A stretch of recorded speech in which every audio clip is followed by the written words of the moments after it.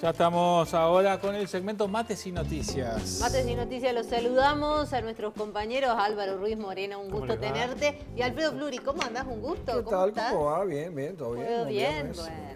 ¿De qué vamos a hablar? Los hemos invitado a conversar de el run del nuevo gabinete, el rumbo que va a tomar el país.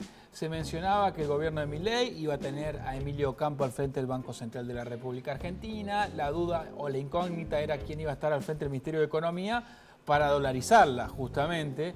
Y ayer se conoció la bomba de que vuelve Luis Toto Caputo al gobierno.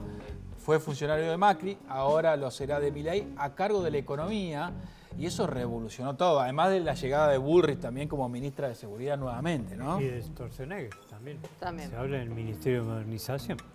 Para la reforma del Estado estaría a cargo de Sturzenegger. Sí, tal cual. Sí, bueno, es muy difícil en realidad plantear un cambio, que ha sido la base de la propuesta de Milei a la comunidad, haciendo más o menos lo mismo que se hizo antes. Es decir, cuando hablamos de cambios de escenarios, también pensamos que debieran cambiar los actores. Y aquí parece como en las novelas venezolanas repetidas, que los actores siguen siendo los mismos. Sí, entonces va a ser muy difícil conseguir cosas nuevas o los cambios que la gente ha votado en esta propuesta de Milei si los actores, insisto, son los mismos de antes. Porque si Caputo es ministro de Economía, ya sabemos que el crack de las finanzas viene a hacer seguramente lo mismo, pero más rápido.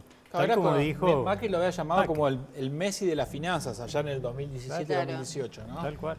Sí, primero no está confirmado, eso hay que decirlo, no es un nombre son rumores confirmado, como sí lo es Patricia Bullrich, como sí lo es el cordobés Franco Mogueta, que está confirmado. De hecho, ayer participó en la mesa de transición. Va a ser el nuevo secretario de Transporte. ¿Qué es lo que está confirmado y no, Alfredo? Porque Carolina Píparo estaba confirmada expresamente por Javier Milei al frente del ANSES y ayer se conoció que no lo estará aparentemente, sino que lo estaría Osvaldo Giordano de Córdoba.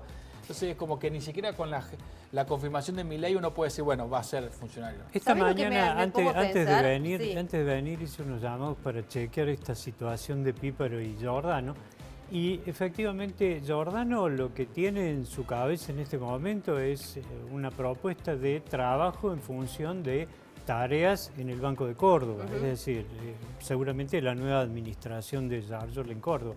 No figura en su agenda la alternativa nacional, pese a que había sonado tanto con Massa como con Milei como uno de los posibles hombres de la ventanilla que tiene Schiaretti en Buenos Aires, seguramente para cobrar por el apoyo brindado a Milei. ¿Sabés que me pongo a pensar una cosa? Sí. Este apoyo que le dio Juntos por el Cambio, la parte que se fragmentó, el apoyo que le dio implícitamente el gobernador Juan Schiaretti, no es gratuito. O sea, no tiene todo el poder Javier Milei para designar. Nada es gratis. Es como vos decís, en política nada es gratis. Y por ahí uno se pone a pensar, ¿quién tiene más poder, Mauricio Macri o Javier Milei en este momento? Porque no se sabe, ¿viste? Cómo van designando las piezas. ¿Quién es el armador detrás de todo? A mí me parece que Milei es muy pragmático. Hay cosas que ha reiterado y ha dicho respecto a los recortes que se vienen después del 10 de diciembre, que lo va a hacer. Lo va a hacer esté quien esté. Que Franco Mogueta haya participado ayer en la reunión de transición junto con su par Diego Giuliano. Bueno, Mogueta va a ser secretario porque no va a haber Ministerio de Transporte. No, hay un Ministerio de Infraestructura que lo conduce Ferraro. Y ahí bajan la Secretaría de Energía, de Transporte incluido, y demás. Que Mogueta esté ahí y que haya dicho la cantidad de cosas que ha dicho en Córdoba, de los repartos desiguales subsidios, etcétera, etcétera, no implica que él vaya o pueda llegar a aplicar las mismas políticas una vez en el cargo nacional. O sea, Milei tiene resuelto ya, y lo ha dicho en reiteradas ocasiones, que los subsidios se van recortando para el transporte, para el transporte y para el resto de los servicios. La idea básicamente es subsidiar la demanda. O sea, ya no subsidiar las empresas como se viene, hoy se subsidia la demanda y la oferta. La idea es que las empresas ya no reciban subsidios y sí que vaya a través de la SUBE o o de la red bus, como en este caso, subsidiando el boleto obrero social, por ejemplo, o claro, y para ese tipo de... el ciudadano común sin subsidio, ¿cuánto debería costar el boleto? Bueno, por eso digo, hay que ver ahí, porque si vos le quitas el subsidio, las empresas cobran subsidio para, por ejemplo, pagar los sueldos. Claro. Para poder pagar parte de los sueldos.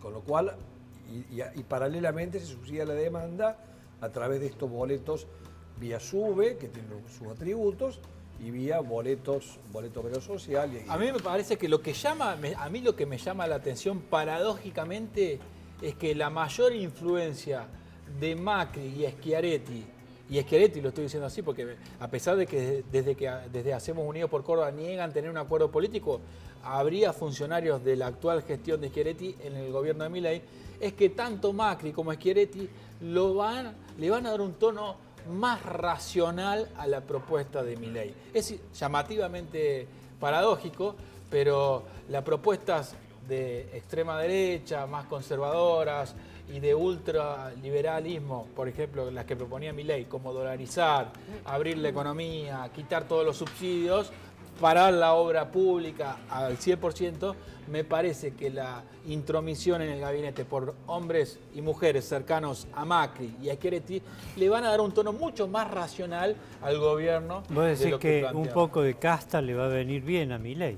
Me parece que porque sí. Estamos hablando de funcionarios que ya actualmente están en funciones. Yo creo que hay algunas cuestiones que no hay que anticiparse tanto. Se habla de una ley ómnibus que se plantearía ante el Congreso con todas estas medidas que incluyen, por ejemplo, la paralización absoluta de la obra pública.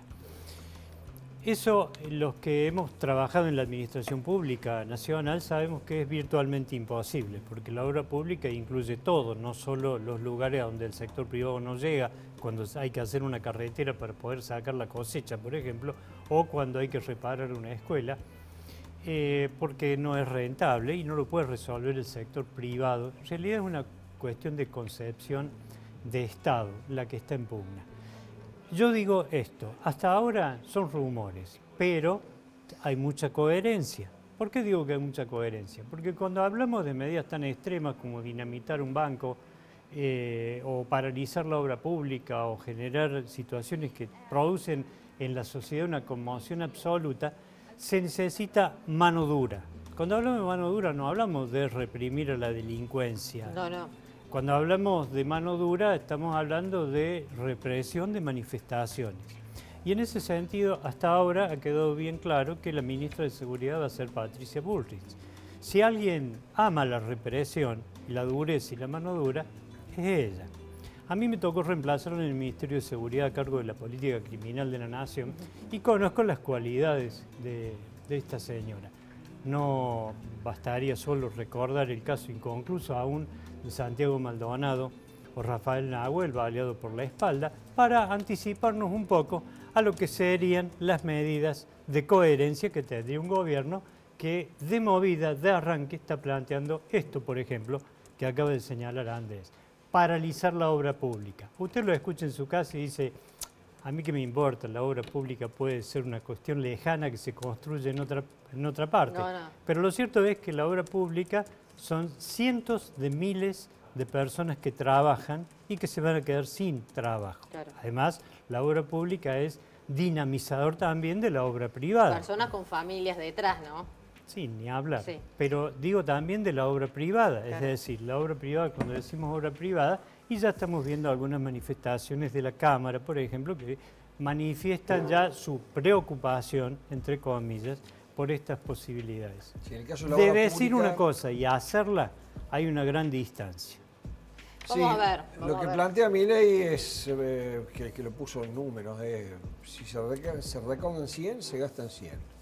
El que gaste más de 100, se va. Sí, es mentalidad economista. Ahí saltó el tema del aguinaldo y demás. Pues yo me pregunto...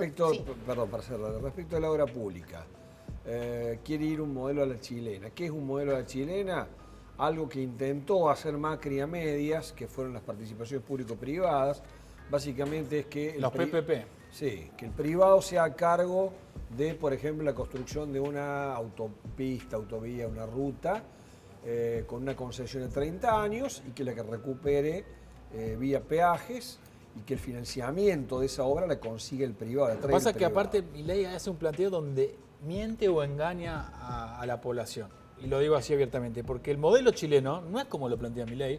El 100% de la obra pública no es privada. Bueno, el 90% de la obra pública en Chile es en manos del Estado. Por eso yo te quería completar. A ver, hay obra pública que te permite efectivamente hacer esto porque el negocio a 30 años con un peaje te permite el recupero. Ahora, hay otro tipo de obras que no incluso yéndolo vial, no yéndome a otra área, donde el flujo de tránsito ni por 100 años te permite recuperar la inversión. Ni hablar, ayer hablaba con alguien de la Cámara de la Construcción, precisamente, a propósito de esto. Están muy preocupados. Y me decía, y en un hospital, por ejemplo, ¿qué pasa? ¿A quién le cobra? ¿A los enfermeros, a los médicos, a los enfermos? Para recuperar, claro. hay lugares donde... ¿O en las escuelas? Vuelvo con el tema de las escuelas. Vuelvo con el tema que había tratado Álvaro, que había dicho, el tema de la seguridad, que va a estar a cargo de Patricia Bullrich. ¿No era que iba a estar a cargo de la vicepresidenta de Victoria Villarruel? Esto de poner gente de Juntos por el Cambio, ¿va a generar un tipo de clima quebrado, un tipo de malestar dentro de la Libertad Avanza? Hay algo que se está diciendo que hay una ruptura dentro de la Libertad Avanza, sí, que es muy grave, porque Javier Milei empieza a desplazar de los lugares de gestión que iban a ser para Victoria Villarruel, porque se empieza a conocer ciertas conversaciones que Victoria Villarruel le dijo a Paolo Roca, importante empresario de Techin, quien aportó para la campaña de Javier Milei, por eso un hombre de Techin va a estar a cargo de YPF. Paolo Roca le contó a Javier Milei unos planes, aparentemente de Victoria Villarruel, con parte de las Fuerzas Armadas argentinas, que preocupó y encendió las alarmas y por eso no le dieron el Ministerio de Seguridad ni de Defensa. Bueno, Bullrich ha planteado que no estaría de acuerdo con la fusión del Ministerio de Seguridad y de Defensa, es decir, como para empezar a separar áreas. Yo creo que se vienen tiempos muy difíciles porque cuando se plantea la necesidad de hacer una reforma profunda del Estado, no es solamente achicar la cantidad de ravioles de los cargos de conducción del Estado, no es solo eso, sino que se trata de definiciones políticas, de estrategia y además de proyección. Cuando hablamos de proyección, estamos diciendo, si el plan es paralizar la obra pública, si el plan es la privatización absoluta sobre lo público, si el plan es la reducción de los subsidios, de las ayudas, bueno, empezamos a ver, la ronda de nombres va a tener mucho que ver con eso. Por ejemplo, cuando hablamos de Franco, por ejemplo, en Interior, que tiene a su cargo el tema de la coparticipación hacia las provincias, allí se empiezan a encender las alarmas, las luces de alarmas en los gobiernos provinciales y también en los gobiernos municipales, que por nuestra Constitución se basan en la autonomía. Bien. Pero quiero decir esto. Dale. Y todo esto además tiene implicancias constitucionales. ¿Por qué va Cuneo Libarona? ¿Por qué una corte que está blindada por Macri? ¿Qué pasa con el proyecto de ley del que se habla, la ley ómnibus, que tiene varios aspectos que serían, propongo condicional, violatorios de normas constitucionales? ¿Frente a qué estamos los argentinos? Vamos a pasar un verano complicado. Dale, Andrés. Vamos a abrir el WhatsAppero bien rapidito del 351-564-4048 para repasar tus opiniones. Daniel dice, buen día. Lo que plantea Fluri con respecto a la participación del sector privado solo funciona en una macroeconomía ordenada. Nos escribe Víctor de Cuesta Blanca. Hola, niños y niñas de la matinal. Tengo la sensación y el temor de que con Patricia Bullrich en el Ministerio de Seguridad va a haber otro Santiago Maldonado y otro Rafael Nahuel, el comentario más abajo de Víctor de Cuesta Blanca. Seguimos leyendo los mensajes. Roberto de Cosquín, Milei es el presidente por decisión de la gente, acéptenlo, dice Roberto de Cosquín, ahí leemos tu mensaje. Gabriel dice, buen día, crónica matinal, a reconstruir el país en 2025. Bueno, Inés Cándido dice, la casta en pleno, incluido Schiaretti, un falso peronista, una verdadera estafa. Reina dice, buen día, querido grupo, yo un poco sorprendida con la noticia de Caputo, ojalá que sea eficiente. Vilma dice, por un lado Schiaretti trabajó para Milei, esa es la mirada de Vilma. Juan Carlos Arrúa dice, el presidente es Macri, Milei títere. Bueno, se pone en discusión este doble comando nuevamente, ¿no? Claro, bueno, así está la opinión de todos los televidentes que por supuesto siempre nos pone contentos recibir en esta mesa, ¿eh?